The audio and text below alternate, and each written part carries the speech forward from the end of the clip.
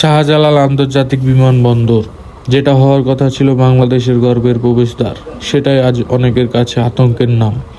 Luggage থেকে জিনিস চুরি, যাত্রীর মালপত্র নষ্ট বা গায়েব, এসব ঘটনা এখন আর বিচ্ছিন্ন নয়, যেন স্বাভাবিক ব্যাপার হয়ে দাঁড়িয়েছে।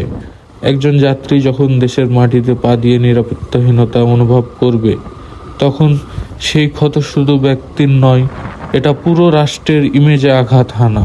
এই ঘটনাগুলো একটা বড় প্রশ্ন তোলে, আমরা কি এই ধরনের দেশ তৈরি করেছি, যেখানে নাগরিকের নিজের জিনিস নিজেই নিরাপদ মনে করে না?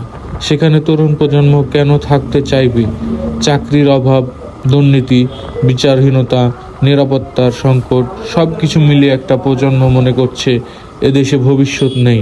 যে তরুণরা স্বপ্ন দেখত এ দেশ বদলাবে, আজ তারাই স্বপ্ন দেখছে এ দেশ ছাড়ার। তারা বিদেশে শুধু টাকা নয়, খুঁজছে সম্মান, নিরাপত্তা আর মূল্যবোধ।